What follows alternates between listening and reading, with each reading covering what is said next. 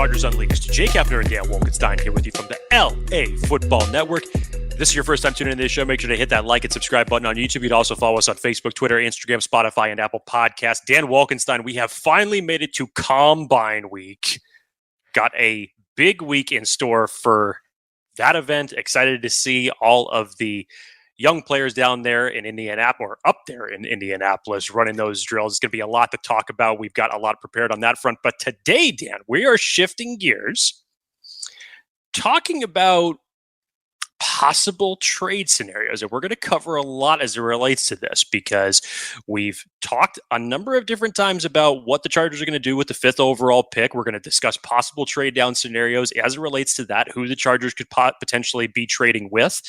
We're also going to be talking about possible trade scenarios as it relates to certain players on this team. And with the flux in cap space that took place last week, it gives a little bit of more room that the Chargers could possibly work with to potentially keeping these players. But there are a ton of mock trade scenarios that have come out, and Dan and I wanted to give our own touch and our own thoughts on those. So today is all about the trades. And we're going to break everything down. So Dan and I are excited to jump into this. But of course, before we do that, Dan Wolkenstein, how are you, sir? I'm great. Honestly, I'm so pumped. It's Lion season. Got the Combine this week. Yes. You're going to see all kinds of folks in very tight tights all throughout the week.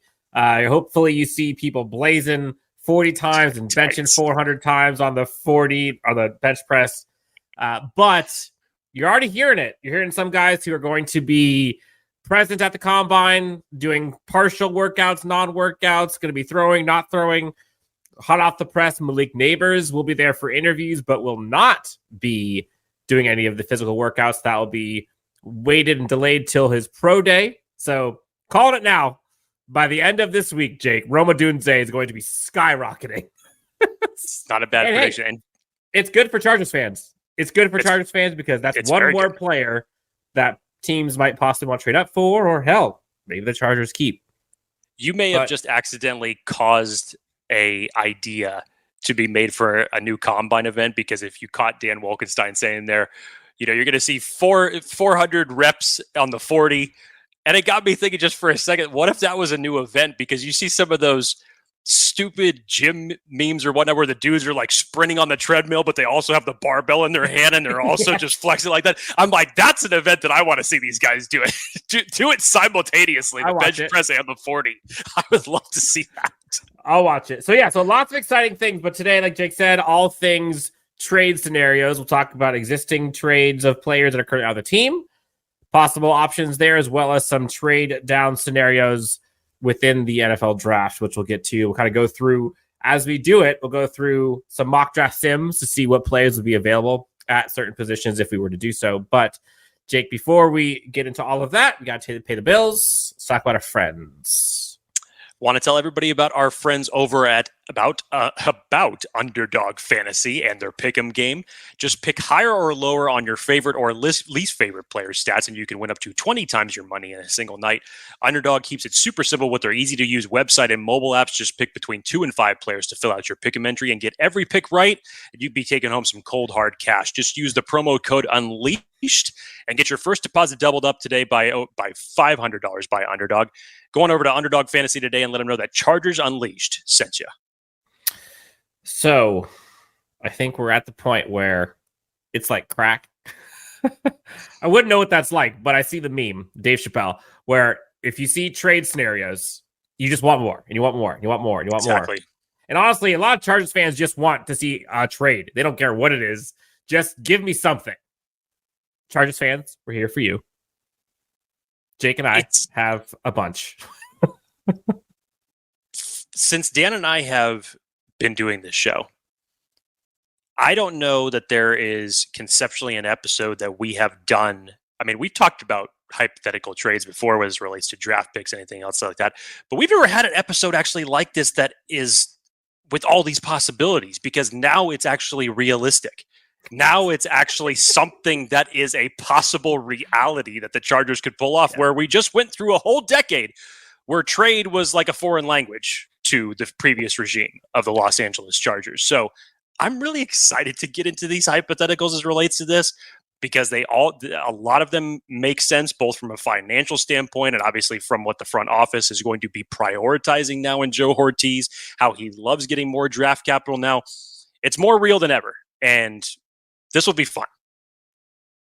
So let's start with the two big names for the Los Angeles Chargers team.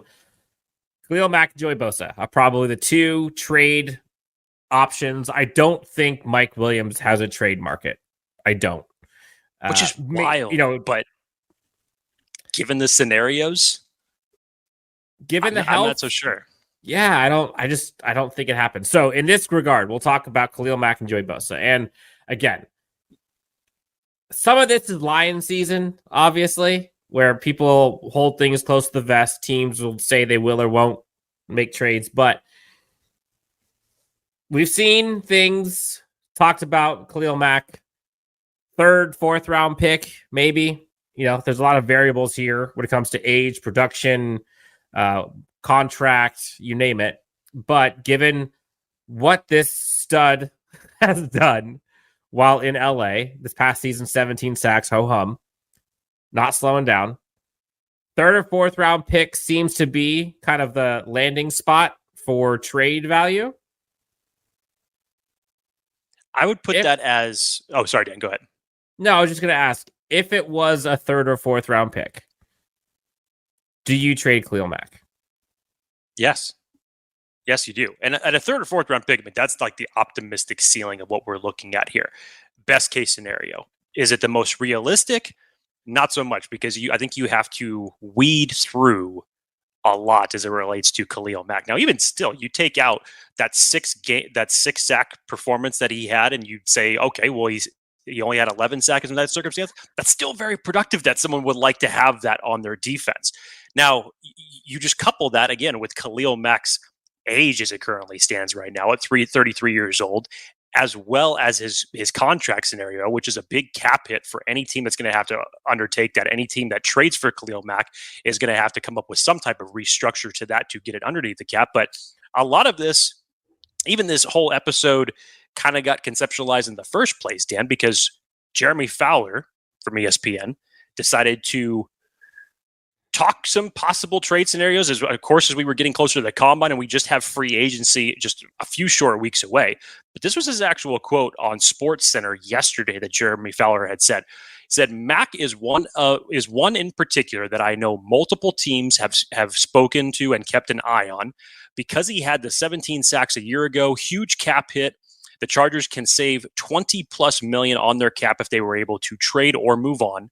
Maybe there's a trade possibility for a team in need of a pass rusher, and there will be many in that market around free agency. That's Jeremy Fowler on SportsCenter. We've talked about it amongst ourselves, Dan.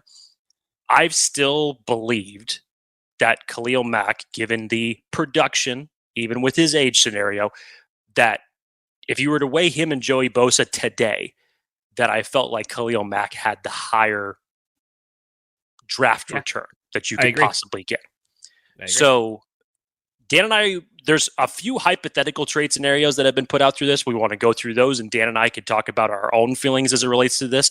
But Dan, I'm going to go through a couple with you and give me some of your thoughts as it relates to just how these would sound on the surface level. So some interesting teams, because both some of the teams here have both been linked in mock trade scenarios to both Khalil Mack and Joey Bosa.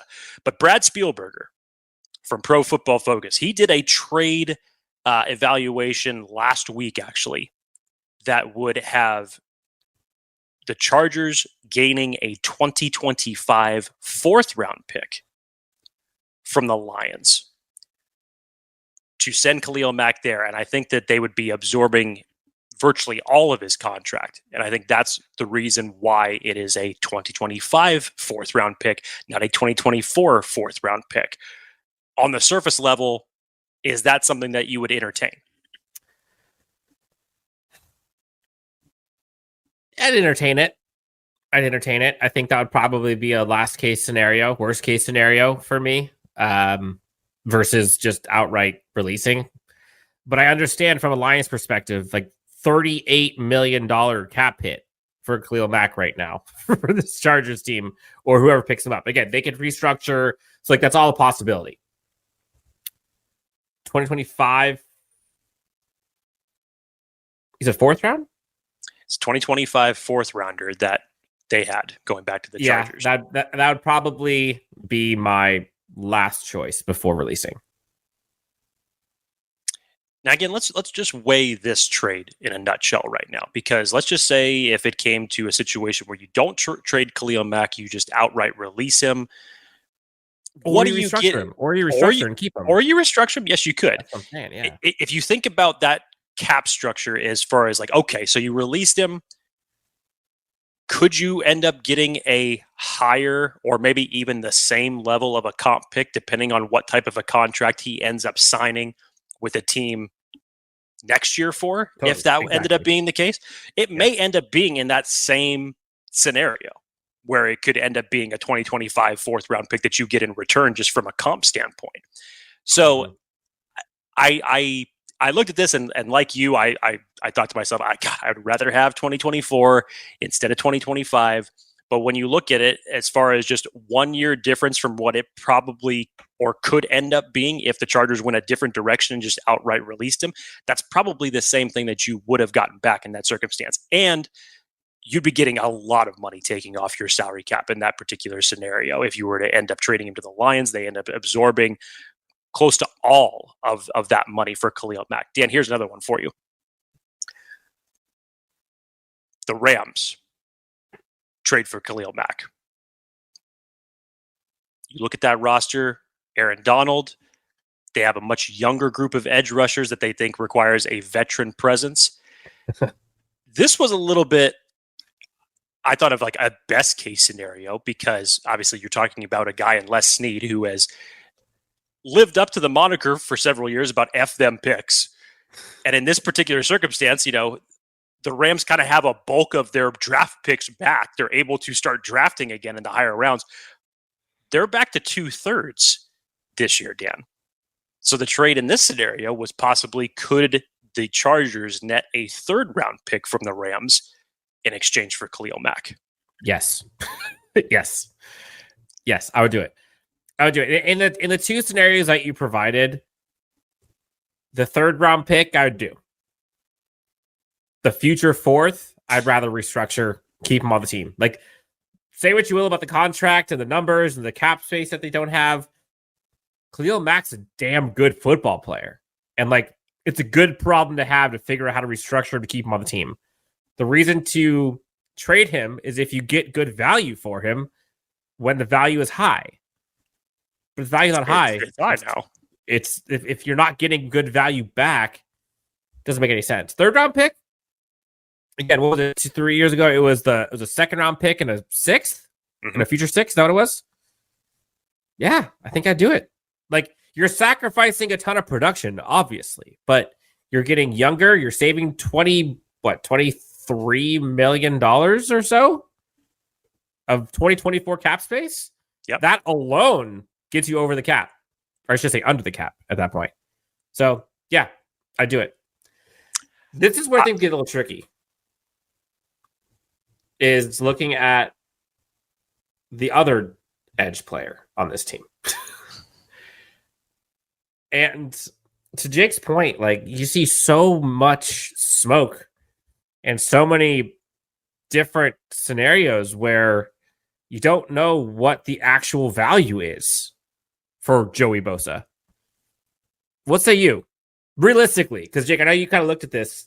It's all over the place. What are the realistic expectations for Joey Bosa's trade return? So, look, first of all, when I go through these trade scenarios that have been out there, people are going to swoon. And we've seen people talk about it in our previous podcast, specifically when we were talking about the edge and the interior defensive line position.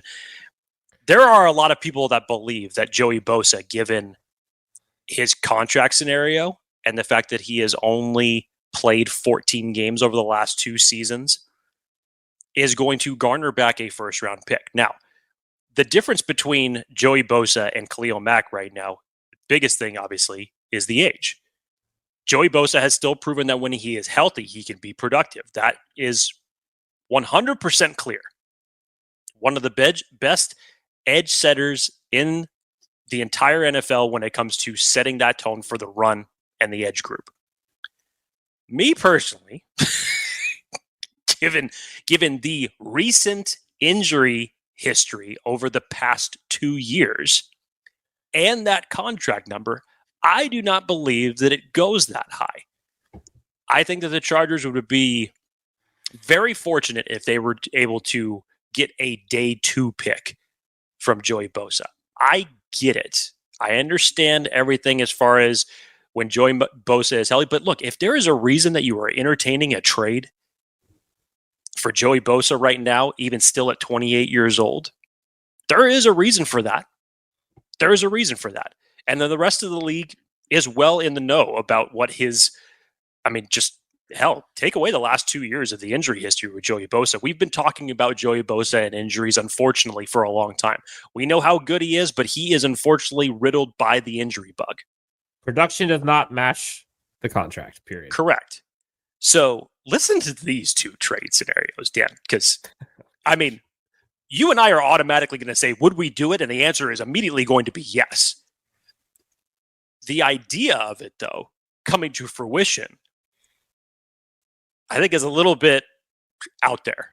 So this would be the best possible case scenario. So we'll start with Alex Ballantyne, who writes for Bleacher Report. He came up with a proposed trade scenario that would send Joey Bosa to the Dallas Cowboys to pair with Micah Parsons. Regardless of contract scenario, they've obviously talked about how you would space that money out, whatever the restructure would look like, that you would basically split it up between 2 years, and that somehow the Chargers would be netting back a first-round pick for Joey Bosa. Now, obviously, would any of us do it at that point in time? Sure. But but this ain't Wonderland. Let's keep it in reality. Okay, so think about this. So I think context matters. Yes. And I think looking at draft possibilities this year for the Cowboys and way they'd be picking, comparing that to what they would get with a assumed healthy Joey Bosa. Is Joey Bosa better than the draft pick that they can get at edge this year? Probably, if healthy. I would almost guarantee it, if healthy. There is no bona fide top 5 elite blue chip pass rusher this year. At least in my opinion. Joey Bosa is one when healthy. So does Dallas see that and say, hey, look, Joey Bosa is better than any first-round edge rusher we're drafting this year. Yeah, he'd be way more expensive, but proven. We're in a win-now mode. Jerry Jones is not wasting time. That whole narrative. I could see him being ultra-aggressive and doing it. First-round pick, though? That's crazy to me. But, I understand the thought behind it. If I'm the Chargers, hell yes, I'm doing it.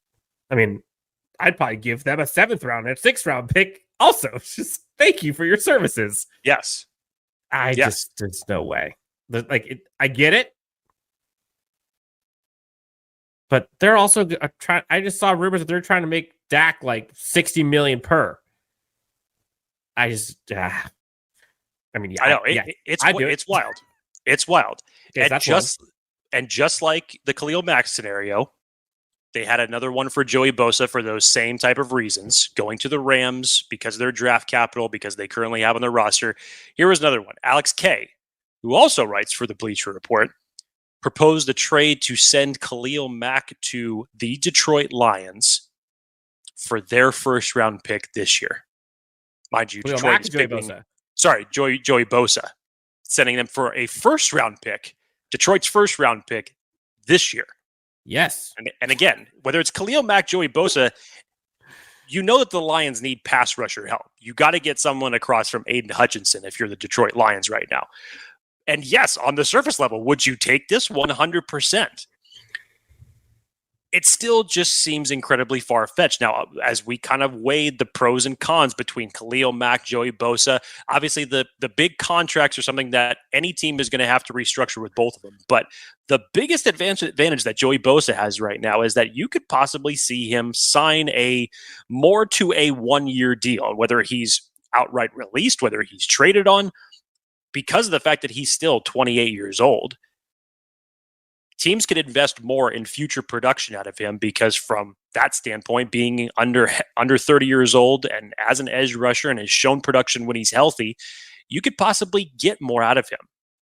I think that if you were to outright release him, I think here's where it maybe goes over for Joey Bosa over Khalil Mack, just because, again, Dan, from that age perspective, and if he's outright released what he could be signed to for a lengthier contract, you may be able to get a third round comp pick back in return for Joey Bosa as opposed to a fourth round pick for Khalil Mack. Now, I could see that as a realistic scenario if the Chargers outright released him. Mm-hmm. But trading scenario right now, just giving Joey Bosa's recent health over the past 2 years, I know people have chimed in our chats over the last couple of weeks saying, there's no way we're trading Joey Bosa for less than a first round pick. Look. Yes, you are. I appreciate your optimism for those of you that have said that. I wish I could have the same because that is just not going to happen. I will be shocked if the Chargers honestly get anything higher than a fourth rounder for Joey Bosa. And I'm not saying that just because of what I want in return. I'm just trying to put all of the pieces together in this. Yeah, I'd probably say third. Third is probably like ideal scenario for me. Third, if they netted a third rounder for Joey Bosa, I'd be off the wall, honestly. Yeah, I agree. And again, like we're talking these teams, what could they get if they decided to draft instead? Like Dallas picks 24th. What edge rusher are they going to get better than Joey Bosa? I understand the contract numbers, but like Dallas is a franchise that gives two shits about how much things cost. Like that's been proven. Whatever. Push it. Detroit's 29th in this year's draft. They're not drafting a guy better than Joey Bosa right now. Again, when healthy. Rams are 19th. I mean, they're getting a good one for sure, but they haven't had a first round pick in the last like 6 years. So you think they want to get rid of that for? You think they want to get rid of that for Joey Bosa, which brings all kinds of variables? Like right. No. So, I don't know. I mean, again, this as much as it's like let's just assume for a second before we get to this next part of the show. Let's just assume that Joey Bosa was healthy all the time. The last 2 years, healthy, production, you name it. He still has a $36 million, almost $37 million cap hit. Like that by itself takes away a round or two. Correct. You know how many teams can realistically afford a $36 million contract that's contending?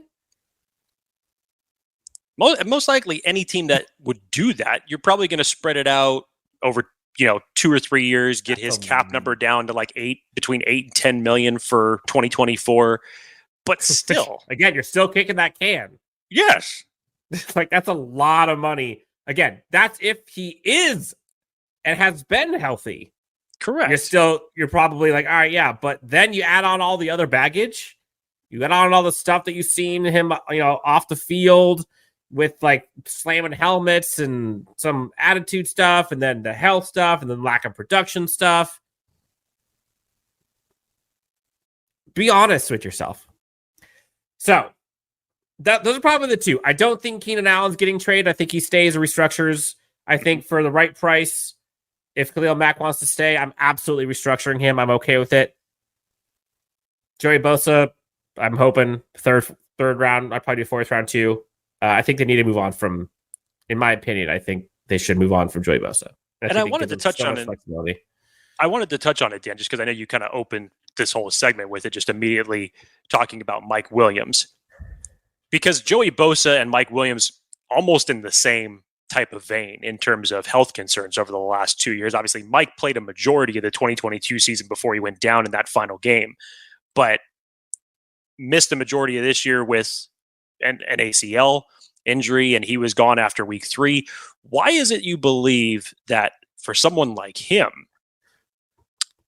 that he doesn't have the same trade value possibly as Joey Bosa has? I think receivers in general, outside of the cap number, obviously, which is ridiculous. Well, that's a big one. That's a big one. But I think receivers, I don't think the market is there as much as for edge rushers. I think there's a much larger premium on good edge rushers as there's on wide receivers. On top of that, this receiving class is deep this year. Compare that to the edge rusher. I think receiver has it in spades over the edge rushers. And on top of that, the injury history. So there's a question mark, I think, there. So you think about it from the opposing team side wanting to trade or wanting Mike Williams.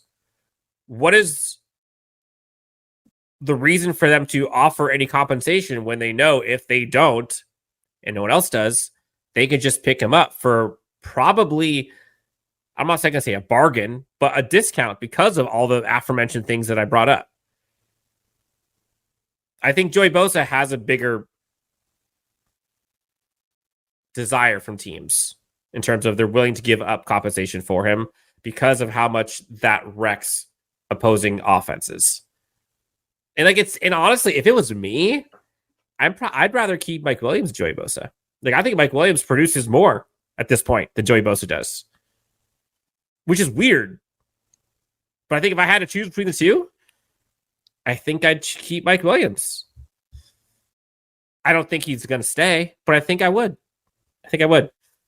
So we all love mock draft simulators. We all love the possibilities of this Chargers team finally possibly trading back and gaining assets, gaining picks to fill out this roster that this Chargers team has been a little missing, if you will. Again, we're talking like how many holes, we've talked about it for weeks now, this team has to fill. The way you do that is you can accumulate assets. And we heard Joe Hortiz talk about comp picks. We've seen the Ravens trade down like crazy and trade up and go nuts and be creative. That's how they do it. And for those who don't know, there's a bunch of different ways to slice this, but a lot of this comes down to this kind of trade value that gets kind of put out there per pick by round.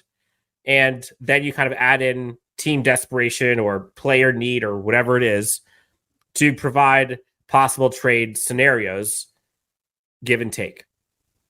This year, the Chargers, number 5 overall pick.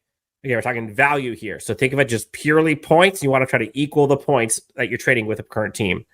Chargers currently 1,700 is the value of the number 5 overall pick. And Jake, how apropos is it that we're looking at a Chargers scenario here? All 7 rounds, all in line at number 5. Pretty funny because they don't trade. So that's where it is. It's pretty exactly stock, right? Now, there are many teams, we'll go through some scenarios here where if they trade, and I've gone through some of the trade values here, and we'll go through specifics. What could they possibly get, and who would be the guys that would be there at those selections? So let's start with the first one. We've heard a lot of people talking about a possible trade with Atlanta. In order for a trade to go through with Atlanta, trade proposal, Jake, I will say, I'll put you as Joe Hortiz. Hey, Atlanta, we will give you number 5, but in order to do it, I want your 8, and I want both your 3rd round picks, 74 and 79. Joe, in this case, how you feeling? Who's going to hang up first just to confirm that we're in? That's what I would say. Yes, I'm doing it. Yes, I'm doing it. As we've talked about, the Chargers have so many needs to fill on this roster. So you're telling me you move back 3 spots, you get 2 additional 3rd round picks in the process, which means you have 3 cracks at it, technically 4 total on day 2 to fill that out, 100% I am doing that deal. Yep. No question about it. And folks talking about like, oh, what about their second round pick? Their second round pick is worth 470 points, roughly. So Atlanta, say they're desperate for a quarterback, they want to move up, whatever it is. 470 points for number 43, 1,400 for number 8. Add those two up. Obviously, that's well over 1,700 already. So too much. So Chargers would then have to give up like a 4th round pick. I don't think they're going to do that. So if you go back, you look at the Atlanta pick, 74 is worth 220. Where's the other one? 74, 79 is worth 195. Add those up. It's a little more than 1,700, but again, it's a quarterback desperate team. Chargers execute the trade. You now have number 8, 37. He's like 72, I believe. What is the Chargers' second round or third round pick? They are 69. Sorry. 69, 74, 79, 37, and 8. Yeah, feels good. Right? So doing it? in the third round, I've got 3 picks within 10 picks of one another. Yeah. Yep. Tell me that. Yeah. Does a bear shit in the woods? Yeah, I'm doing it. The other part here with Atlanta, though, and this is where it could get interesting. We've heard a lot of people talk about, oh, what if we traded the number 8 pick and Kyle Pitts for number 5? Would you do it? Yes. Yes, I would. And again, Kyle Pitts, I think his cap number is like 11 million this year. Yeah, so you're going to have to deal. Yep. Okay, so you're going to have to absolve some cap. Now, again, the Kyle Pitts thing, whatever it is that you want to say about, oh, they overdrafted because of draft value. Well, it's like, look, Kyle Pitts also went to a situation where the team that drafted him that high doesn't even use him. Mm-hmm. So blame that on Atlanta more than blaming anything on the Chargers for possibly taking a swing at that. But would you take him and $10 million for a 1-year deal? Or would I guess what for you to take him? Would you have to have like a sign and or a trade and restructure or resign? You'd have to restructure that. You would have to restructure that 100%. You'd have to restructure. So you'd extend him. Is what you're saying? Yeah, I would. Okay. The other option. So then basically you would do that. Wipe away 74, 79, and just do Pitts and 8. I'd have to say that there would have to be a pick in there somewhere. Okay. So if it was just straight up 5 for the 8 and Kyle Pitts, I'd have to add a little bit more flavor onto that. So then if you got to 8, no more need for tight end. Correct. That's probably where you're cooking for a Dunze or CB1. If Odunze gets that far, but yes, you start thinking of the other areas where you need to address. Dan, I know that you've seen it, but I've seen other trade scenarios with Atlanta where 5 to 8, Tyler Algier is thrown in there. I think an additional 4th. I would do it. I don't think that there's anything off the table for the Chargers to consider. They will obviously weigh draft value charts and everything like that just to make sure that they are not getting fleeced. Of course. But nothing is off the table for this Chargers team when it comes to hypothetical trade scenarios. Next one. Minnesota. Ooh. Minnesota could desperately use a quarterback. We don't know what they're doing with Kirk Cousins. So, in this scenario, I don't think they have a second round pick, if I remember right. So, your options here would be 11. You gain 42 and 130. So, you basically gain a second round pick. So, you're going to have 11, 37, and 42. So, 2 picks within 5 of each other. Plus 69. 11, 37, 42, 69. You doing it?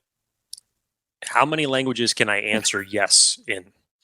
That's how I would say. Look, this trade scenario with the Minnesota Vikings, this is where all Chargers fans should be rooting for the likes of J.J. McCarthy, Bo Nix, and Michael Penix this week during the Combine. Because as Daniel Jeremiah alluded to during his whole Combine scrum, the quarterback class for next year is not one that you'd want to see. Now, is it possible that Minnesota could fall into a position where whoever the quarterbacks may be, that you end up getting one of the top ones, and maybe we're only talking about 2 quarterbacks next year. But that's still at the end of the day wishful thinking. As Dan mentioned, we don't know what's going to happen with Justin Fields. All that we do know is that it's most likely that he's playing for a different team other than Chicago next year. And Minnesota is one of those teams that could consider Justin Fields. But if it's in this type of circumstance where Daniel Jeremiah had talked about the best ideal scenario for the Chargers is that if quarterbacks go 1, 2, 3 off the board, is that sometime between now and April 25th, that another one of those quarterbacks in that second tier, that draft stock shoots up so high that you can get one of these teams to come in to say, yes, I need to take that player now.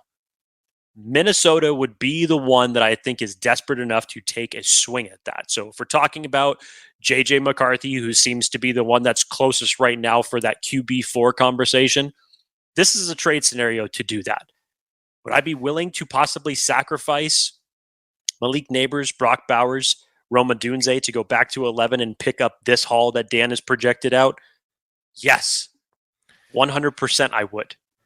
Yep. And again, I stand corrected. It was a 3rd round pick that Minnesota does not have this year. So they have a 1st round pick, number 11 overall, 42 overall, and they have 2 4th round picks, but no 3rd round pick. And already the compensation we got, which was 42 and 109, that's a bit over 1,700 in total, along with 11. But again, quarterback desperate team, they will pay a premium to go ahead and do this. You could hypothetically drop to 11 and Brock Bowers is still there. Yeah. You got back this trade haul and still got Brock Bowers, who everybody was thinking that you could possibly take at 5. Yeah. Yes. Now here's the more extreme one. But it's one that's enticing. Mm-hmm. So a lot of Chargers fans, just take a second here. Let's say the Chargers get a call from the Steelers. And the Steelers want to get that next year. And say Jane Daniels somehow falls, right? And they're sitting there at 5. And Steelers are like, you know what? F them picks. And they decide to give you or to offer number 20 overall. So you're now going down 15 spots. So that's a bit big of a leap here. But they're offering you 20, 51, 84, and next year's first. So 1st round pick, 2nd round pick, 3rd round pick, and next year's first for number 5 overall. Kiss goodbye, Neighbors, Adunze, Bowers, CB 1 and 2, probably. Offensive tackle 1, 2, probably. Get back to 20. This is probably like JPJ, Frazier possibility for your center. Edge possibilities for sure. Would you do this? Yes. You're going down to 20. You're going down to 20. Spoiler alert, you're not going to hear no from me a lot in these draft scenarios. So if I buried the lead earlier, you're going to hear yes from me in a lot of different varieties. Yes, 100% I'm doing this. Now, you take the whole Justin Fields outlook as far as where his destinations could possibly go. I see Atlanta and Pittsburgh being 2 of the top choices that could end up trading for him, especially given their quarterback scenarios right now. And as we said with the Minnesota Vikings situation, the quarterback class for 2025 is not good. And if we're talking about the Pittsburgh Steelers, who this is where Mike Tomlin really deserves his roses, because even in the midst of bad quarterback play, his team still does not finish below 500. It is insane the amount of consistency that he has gotten. So if you would expect the same results for the Pittsburgh Steelers next year in 2025, they're probably not going to be in that position to get a quarterback. So do you make a trade like this, and do you seemingly give a haul to the Chargers to move from 20 up to 5 if one of those quarterbacks from the top 3 is there, or if another quarterback has extended their value from that second tier enough that you feel is good enough to make a swing like this? Yes, you do this. As Dan said, this is JPJ territory. The Chargers could totally go from the offensive line. You could pick up a corner in this particular draft spot on what you could possibly do. And you're getting back this type of a haul, including a 2025 first round pick. this would be a home run scenario for Joe Hortiz in his first year as GM. I love this possibility of a trade scenario. I don't even care that it's 15 picks back. Yes, you would do this. Jake's goosebumps are going crazy. And again, I picked realistic trade compensation going both ways. So 20, 51, 84. 20 is 850. 51 is 390. 84 is 170. All of that 850 plus 390, that's roughly 1240 plus 170. So that's 1310. There's about a 400 delta there. Next year's first, they always say kind of just go around behind it. So next year's first would be equivalent to this year's second. So that would be roughly 390 equals about 1700. So that's how we got there. So right now, of all the scenarios so far, is that the one you're doing? I mean, personally, I'm doing any one of them. I know you're going to do all of them, but of the ones we've done so far, Minnesota, Atlanta, or this one, if they say all three of those options were given to you. So if you were to tell me that you could get this type of a trade package for either Jaden Daniels or JJ McCarthy, yeah. If those two guys are still on the board, yes. I'm asking you which one. Which one are you taking between that one, Minnesota, and Atlanta? So Atlanta, again, you're getting 8, 74, 79. So we go back 3 spots. Vikings, you're getting another second round pick, but you go back to 11 and you get 130. You go back 15 spots and you get 20, another second, a third, and next year's first. Which would you do? I'll put it this way, because again, I've said that I love all three of these trade scenarios. I'll put the one that I would say would probably be the most realistic. I would probably say that it's most likely that the Vikings would make a swing like this, especially if you have one of Jaden Daniels or JJ McCarthy's increased his draft stock enough that they would be willing to take a swing like this. So you trade back from 5 to 11. You're still in prime real estate for some of the big positions that you need to fill on this roster, mainly at corner. You could definitely be in corner territory starting at 11. And you pick up an additional second and a 4th round pick, which gives me 3 picks on day 2. 2 of them, seemingly 5 picks between each other. Damn straight. All right, so you're taking the Minnesota one. I think I'm taking Pittsburgh's. I know that you're losing out on like the blue chip, quote unquote, talent that's available, but you're setting yourself up for so much more success. Sure. More swings at the plate, if you will. We'll end on this one. I'm going to call this the Danny special here. Okay. This is what everybody's been talking about. This is a double whammy. So you get a call back from Atlanta. Atlanta wants to do that trade that we talked about originally. They give you 8, 74, 79 for your 5th overall. So you gain 2 third-round picks. Again, you'll have 69, 74, and 79 after this trade with Atlanta. Joe Hortiz accepts it. Then you go back to 8. Picks go by. JJ McCarthy's there. Minnesota, desperate, gives you a call and says, hey, now it's not 5. Again, we're not getting the same thing I was going to give you for 5, but for 8, if you give me 8 and the 79, so that second, 3rd round pick that Atlanta just gave you, I'll give you 11 and a 2nd round pick. So with this, the Chargers would then be drafting at 11, 37, 42, 69, and 74. Give me that one more time. They would be drafting with this double trade. They would then be getting picks 11, 37, 42, 69, and 74. So 2 times they would have 5 picks away, 5 numbers away from each other. 69, 74, 37, 42, plus number 11. So in this haul, you're essentially getting 2 seconds and 2/3. You will end up with 2 seconds and 2/3. Correct.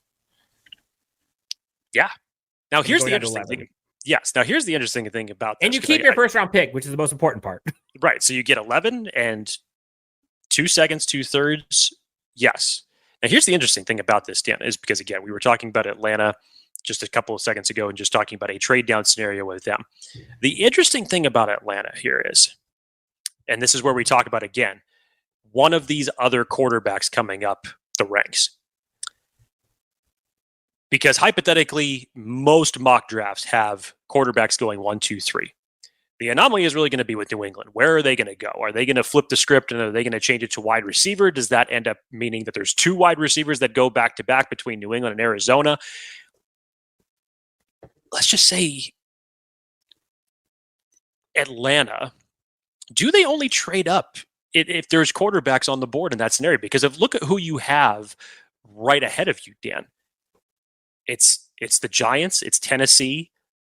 Maybe the Giants, are they going to go off of Daniel Jones? Who knows? It's possible. Bite the bullet, take the cap hit number, but whatever. Yeah, it's possible. Tennessee, I think, is comfortable in their future with what they've seen from Will Levis, so I don't think that they're going quarterback in that scenario. So that leaves, do you still make that trade up to get ahead of the likes of Minnesota being one, Denver being another, and if the Las Vegas Raiders choose to go quarterback again, do you do that type of scenario? It's interesting with Atlanta. Minnesota, 100%, I see that happening. I would love a double trade down scenario like this. Yeah. People have been asking this. Is it possible for Joe Hortiz to do this? Yes. Yes. Can you imagine, as Dan likes to say, the euphoria of Charger fans everywhere if this ended up happening? Because Dan and I have talked about this, the emotional flow that would happen. Because first of all, if the Chargers end up trading from 5 to 8, that's one trader within itself. Everybody's excited because they finally pulled off a trade. Great. And then they're on the clock again at 8 and they end up trading that one away with whoever is still on the board. The emotions are going to go from like so high to like you're preparing yourself for whoever the Chargers are going to take at 8 with who's on the board. And then they do it again. And you're like, oh God, please, who's still going to be on the board by 11? Yeah. The emotions are going to go everywhere. But if this double trade down scenario happens, this would be wild. It'll be sick. So then I guess the question then becomes, of the 2 scenarios, so I'm assuming you'd rather do the double trade scenario than the Minnesota one by itself, correct? I would. I'll just preface it with saying that I feel like today that a one single trade with Minnesota is more plausible. But of course, yes. Obviously, yes. Whatever package is going to net you more picks, obviously, is going to hold higher favor. The route in which you get there, though, is more iffy. So then I guess my question to you then is, let's compare the Steelers package with that double trade scenario. Which would you rather have? The Steelers one is more of like a 2-year gold. Mm-hmm. You're not going to have as many early, and you're sacrificing a little bit in terms of going from 5 to 20. But you gain another first-round pick next year, and you get the second and the third-round pick this year. So it helps both years. Whereas Minnesota, with the double one, that's basically all this year. Next year, you're back to square one. Which would you do? Like I said, there's not going to be no from me in a lot of these different scenarios because I'm truthfully comfortable with either. Which one would I favor more as opposed to gaining an additional first-round pick next year or getting 2 cracks at it in both the second and the third round when you know that you have so many holes to fill on this roster this year? Honestly, that's probably where I'm leaning towards. I would take the double trade scenario in this particular circumstance, given what the Chargers roster is now, slightly over the Pittsburgh Steelers one. Like I said, I would not mind either of them. I think if both of them ended up taking place, I think it'd be a home run. So you basically then you're picking the one that goes 11, 37, 42, 69, and 74. That's 5 picks in the top 100 this year. Yes. I think I am too. Although, man, that next year's first though, It's enticing. I totally but get that. but going from 5 to 11 is a lot easier to swallow than 5 to 20. Correct. I love this time of year, and I love the fact, to your point, Jake, that we finally forking have a GM who may actually do something on draft day that's creative. Like, no shade to Tom Telesco, but like, what are we doing? Like, I know we've heard like we fielded lots of calls and it just, didn't make sense. Dude, Give me a break. you've had a decade. Not once did anything make sense to you. I know you're kind of like coupon Tom, but like, doesn't make sense sometimes on draft day. I also love the fact that everyone knows that like Joe Hortiz is so open for business. Like, you go into it, previous regime, I'm not trading with LA. They're not doing it. They're just going to wait to try to get the best scenario for them. They're kind of cheap in terms of trade value. Yeah, whatever. Not doing it. Baltimore. Hey, what's up, Baltimore? How you doing, Joe? Hey, over with LA? No, suck. Yeah. Like, man. So, trade scenarios. Again, how realistic, at least the compensations that we provided here today are realistic in terms of value going both ways. So it adds up. Could they happen? Will they happen? I don't know. But it opens the doors of possibilities and gets your mind thinking of how this could possibly happen. Again, use the trade value formulas, use those charts, look at the numbers. You guys can do this on your own. It comes down to, what are you comfortable giving up and how far back are you willing to go to get those picks? Again, I think to your point, Jake, your best case scenario is JJ McCarthy or Bo Nix or hell, even Jaden Daniels, Penix. One of these guys, all of these guys ball out first off. But if Jaden Daniels is there at 5, dreams. Mm-hmm. If you trade down to 8, one of those guys are there, awesome. If JJ McCarthy blows this thing out of the water, and maybe he is now wanted to be looked at as a top 5 quarterback, yeah. Or maybe Odunze goes crazy, or you see one of these corners go nuts at the combine. That's what this week is so important. You're wanting to see these guys rise to the top. Keep on coming. That's the wild part about this, is because I know that everything mainly links to quarterbacks for other teams that the Chargers could find a trade partner in. It might not just be quarterbacks. You could then open up a whole other side of Pandora's box if we're talking about any other positions, whether it be offensive linemen, most likely not, but probably one of those skill positioner players, as Dan just mentioned. Rome Odunze is about to have a field day at the NFL Combine, because we already know that Marvin Harrison Jr. is not running. Malik Neighbors ain't running. It's Rome Odunze's show to take for the wide receiver group this week, and he could skyrocket his draft stock if it's not high enough already. Yeah, and if you're a team like Minnesota and you look at that cap hit for Justin Jefferson, or maybe you want to trade up and get a receiver instead with them probably $30 million less, or maybe you're a team like Cincinnati and you're looking at the T. Higgins contract and the franchise tag and all that, maybe go a different direction. Seattle, Tyler Lockett.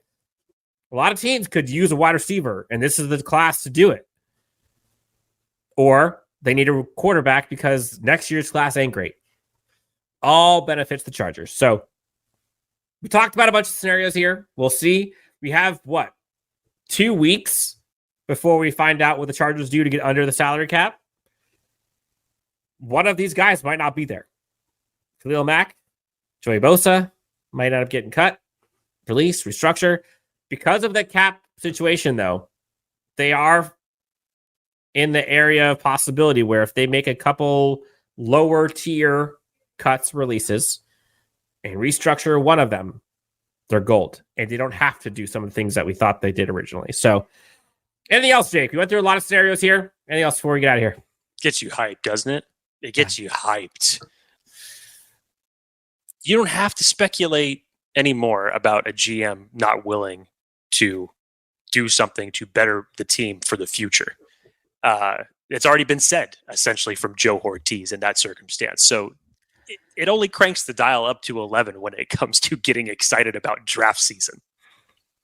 So ready. Combine this week. We got you covered for it. We have some special guests to talk about this week. Special guests to talk about it next week. Special guests to talk about the week after that, going into the draft. We got a lot of things coming. So pumped. Honestly, I'm ready to get this thing rocking. Joe Hortiz at the podium tomorrow. I believe it's 10 a.m. Pacific time. Don't quote me on that, but I know it's tomorrow. I'm sure a lot of folks are going to be glued to that television for the Combine. Enjoy it. We'll have you covered as we go through. But until then, we'll talk to you next time on Chargers Unleashed.